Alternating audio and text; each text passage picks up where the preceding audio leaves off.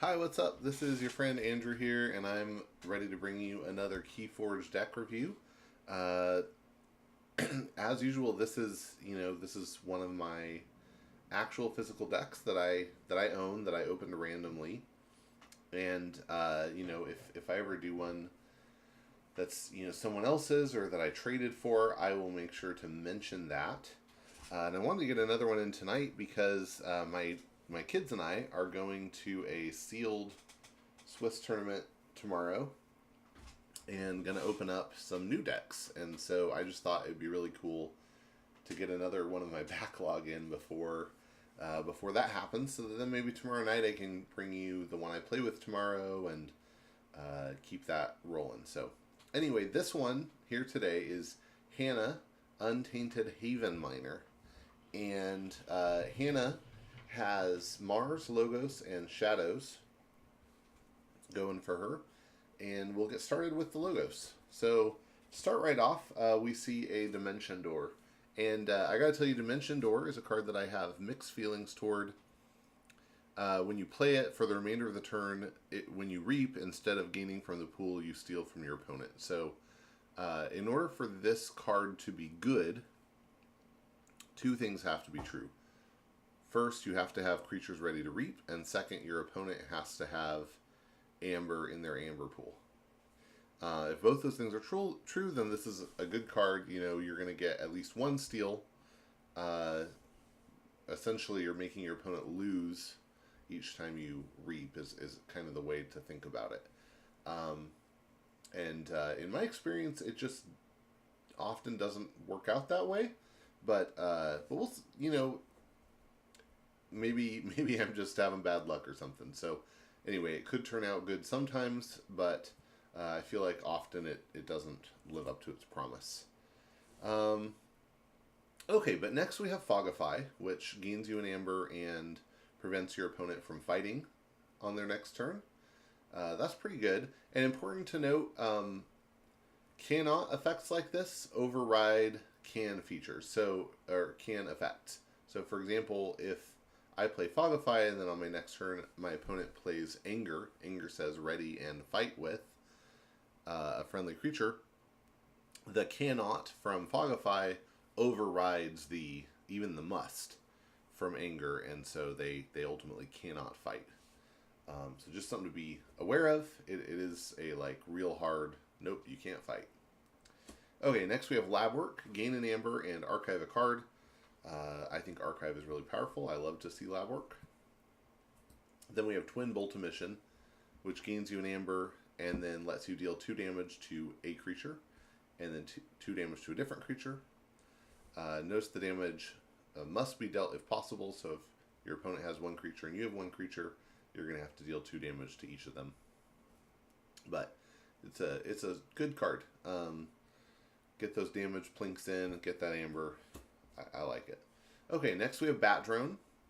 Bat Drone is 2 power, tiny little thing, but it has Skirmish and it has Fight, Steal 1. So you can just use this to get little damage plinks in, and it's, as long as your opponent has an amber, it's as good as reaping.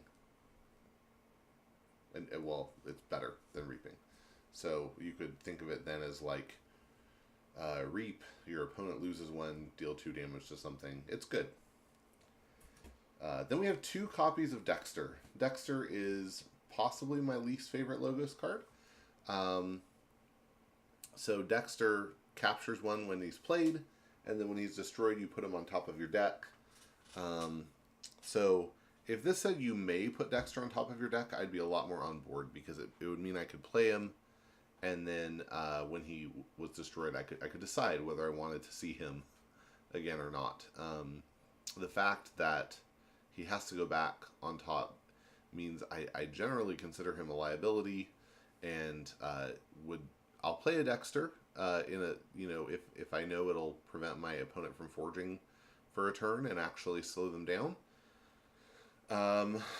But otherwise, I feel like it's typically not worth having it go back on the deck, and I'd rather discard it and get other things flowing.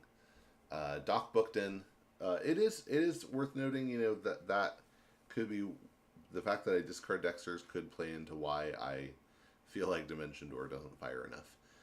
Okay, Doc Bookton is 5 power. That's actually pretty big, especially for Logos. And when she reaps, you draw a card. That's cool. And I mean that's good with Dimension Door. Dr. Escatera, 4 power, and when you play it to the board, you gain an amber for each forged key your opponent has. So possibly 1 or 2 amber. We then have a couple copies of Quixo, who's 3 power, skirmish, and when he fights, he draws a card. So, and this is, I think, part of, too, why I feel, oh, here's a Research Smoko as well. Here's, I think, a part of why I feel like Dimension Door doesn't work super well in this deck is that, 3 of the Logos creatures have fight effects with skirmish. So they like to fight, and so Dimension Door doesn't really work with those. It only works with the other ones. Doc Bookton, Dr. Escatera, Research Smoko, and the Dexters are good options for reaping and stealing. Yeah, Research Smoko is fun. It's 2 power, and I'm usually happy to find some way to bash it and use it in a way that gets it destroyed. Because when it's destroyed, you archive the top card of your deck. So these are the only 2, I think. Oh no, I think I have a Zymothink Drone too. We'll see, but not a lot of archive in here in this deck. But if I can archive, I'm always happy to. All right, now we're into Mars. We have Deep Probe. Gain an amber, choose a house, reveal your opponent's hand, discard each creature of that house revealed this way. Great follow up against Arise, and generally just a nice card that feels real good when you can hit it. I feel like KeyForge, getting to see your opponent's hand is less beneficial than in some other games, so I don't feel like that's an incredible thing. If you can make them discard creatures, that's great.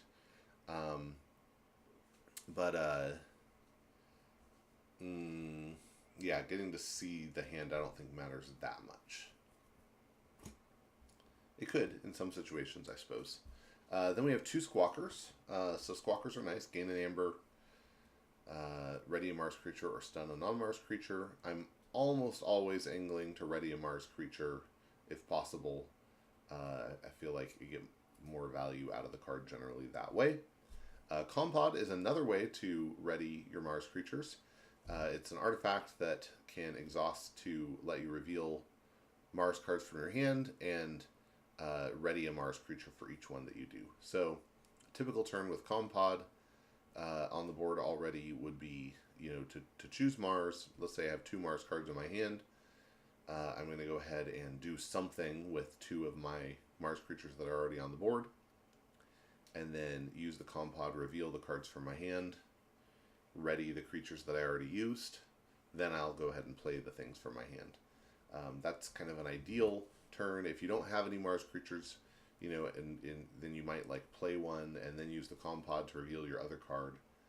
And you've, got essentially one ready out of it, and then you play your other card.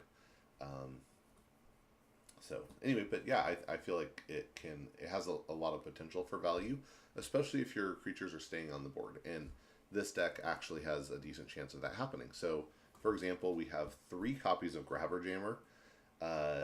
That's, in my opinion, this is pretty strong. Being able to potentially bump the cost of keys up by 3, from 6 to 9 permanently. So it's not like Lash where you have to choose Disc to make that be an effect, and also you're hopefully getting some captures in. That armor gives it some staying power. It's not huge, but these are pretty good. Even dropping one of these the turn before your opponent forges, so they effectively lose 1, is nice. And if you have 3 out, reaping every turn, you can just really hold them off for a while. Next we have Gromid. So Gromid's always a risk. 10 power, and after an enemy creature is destroyed fighting Gromid, your opponent loses 1. That's great, but while it's out, you can't play creatures. So this is best if you can, drop it on the board, use Compod to ready it, fight something with it, use Squawker, ready it, fight something with it again, and then, ideally do it again, but probably otherwise plan on doing it again next turn. Or maybe you have a Twin Bolt mission and you can finish it off, you can finish it off next turn with Logos or something. Best deployed in a situation where you have a solid plan for how you're going to get rid of it. Otherwise, might be worth discarding. The Zyma Think Drone, if you have this next to the Grommet, that's actually a pretty decent setup because, you can get the Grommet out, use it a bit, and then if you suddenly find you can't get rid of it, you can reap with the Zyma Think Drone and just throw it in your archives in case you need it later. And otherwise, it's just out of the picture. So, can be nice sometimes. And then we have, I think three copies of Ixilk's Dominator, which is 9 power, 1 armor, taunt. It does interplay stunned, so that's a little bit of a liability. But 9 power taunt is pretty cool. Unless your opponent has hard removal, this is pretty strong. And you throw this next to a Grabber Jammer, and your opponent is going to really struggle to find a way to get the Grabber Jammer off the board. Again, without something like a Hand of Dis or a Gateway to Dis, they're going to have trouble. All right. So this is not a combo heavy Mars, with the exception maybe of if we think of the Compod. It just has some big creatures for Mars, and some things that the Grabber Jammers specifically that can be pretty annoying to your opponent if they stay out.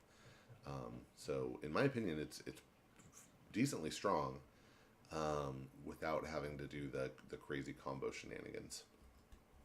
Okay, and then on to Shadows. So we have a bait and switch.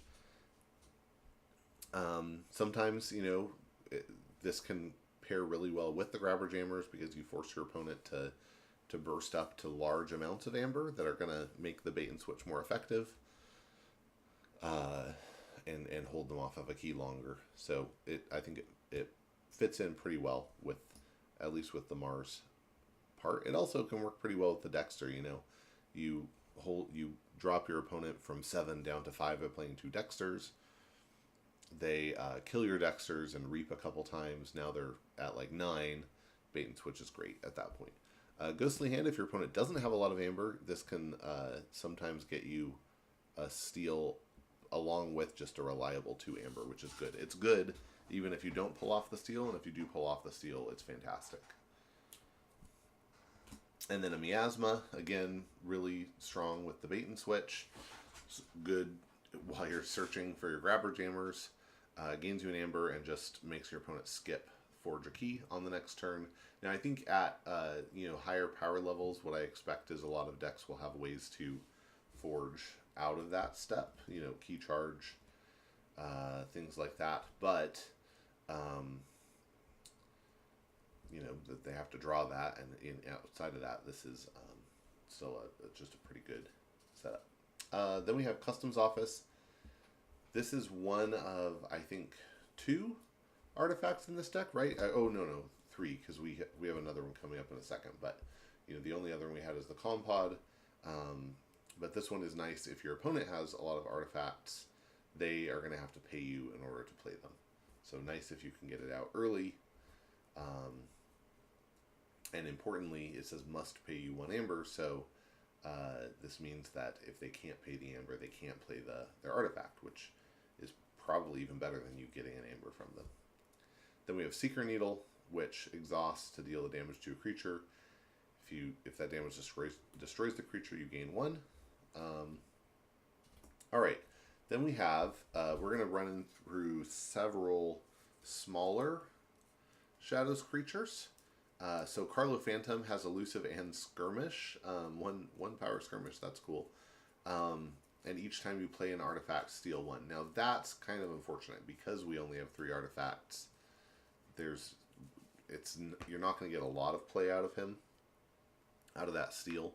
But if you can get him down early, then it's great. And if your opponent doesn't know how much you have, then that could be an advantage as well. If they weren't paying attention to that. if you were really worried about keeping him out, putting him next to an Ixox Dominator would be a good idea, although this is not one in this deck that I think is really important to protect. Mesa's Asp, 3 power, skirmish, and poison can do quite a lot of work depending on what your opponent has. This is going to be able to kill almost anything. Well, I think anything out of the box.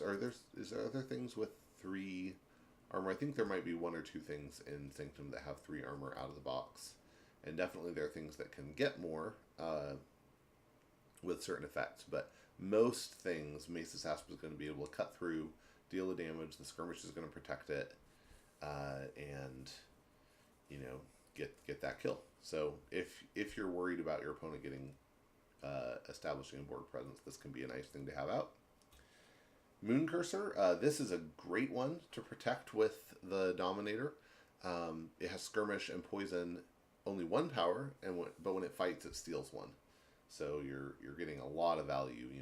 If you hit like a Valder or something like that with this, you're just getting a lot of value out of that. Then we have Dodger, 5 power, and when he fights, he steals 1. Pretty straightforward. He's not going to stay alive forever, and we don't have healing in this deck, but get some good use out of it. If you can get into a situation where you're using Dodger to burn elusive on a creature, getting a steal, and then using Moon Cursor to kill that creature, that could be pretty oppressive. You're getting 2 steals, you're killing something with elusive, none of your stuff is taking damage. Next we have Smiling Ruth. Smiling Ruth is really difficult to get the effect to trigger, but pretty cool if you do. So she's 1 power, but has elusive, so there's some hope. And it's worded in a slightly confusing way, but hopefully you can figure it out. So when she reaps, if you forged a key this turn, take control of an enemy flank creature. Couple important things. So why is this on a reap effect? I think this is just on a reap effect because that way she must already be ready on the turn. So on the turn that you use this effect, right? You can't play her out of your hand and just immediately get this benefit unless you have some other support like Speed Sigil. But if you did forge and she is on the board, then you can reap and take control of an enemy flank creature. And importantly, there's nothing saying, that if she gets destroyed, that creature goes back to its owner. You control it until it's destroyed, at which point it will go back to its owner's discard pile. Because anytime, unless otherwise specified, a card cannot go to an out-of-play area other than its owners. 2 more cards. Here we have Dusk Runner. This creature gains Reap, Steal 1. So I find this is best to throw on, you might throw it on Smiling Ruth, you might throw it on Carlo Phantom, or you might throw it on like a Grabber Jammer or Think Drone or Doc Bookton. I think Doc Bookton is a particularly good target because she's kind of big, and she wants to reap anyway. So especially in this deck, I think throwing it on Shadows creatures, there aren't a lot of great targets, but there are a lot of valid targets in the other houses. And then finally we have Silent Dagger, which gains you an amber when you play it, and I would say same logic for targeting, and when the creature that this is attached to reaps, you deal 4 damage to a flank creature. Important note, it does not say may, so that means that if you put this on a creature and then you do reap with that creature, if your opponent does not have creatures, then you have to deal 4 damage to one of your own flank creatures. So just be aware of that. Yeah, so this is a pretty fun deck. The Grabber Jammers really can do a lot to disrupt the opponent's gameplay, push them up to big levels of amber, and then cards like Miasma and bait and switch can really help with the follow-up. This is not a real hard board control deck, but it definitely can establish a strong presence and maintain board control. Has a little bit of combo stuff, but a lot of them are just sort of opportunistic. If you can do them, great.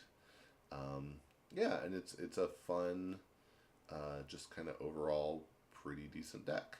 Okay, well, I hope if you watched, then you enjoyed this video, and that you'll maybe even like and subscribe my channel so you can find out about other videos like this in the future. I have a bunch of other deck reviews, as well as a series that I'm doing walking through the cards from Call of the Archons house by house. And once that's done, I plan to start digging into Age of Ascension spoilers. But, you know, if you enjoyed this, then I think you'll be able to find more stuff that you enjoy. Thanks for watching, and keep forging keys.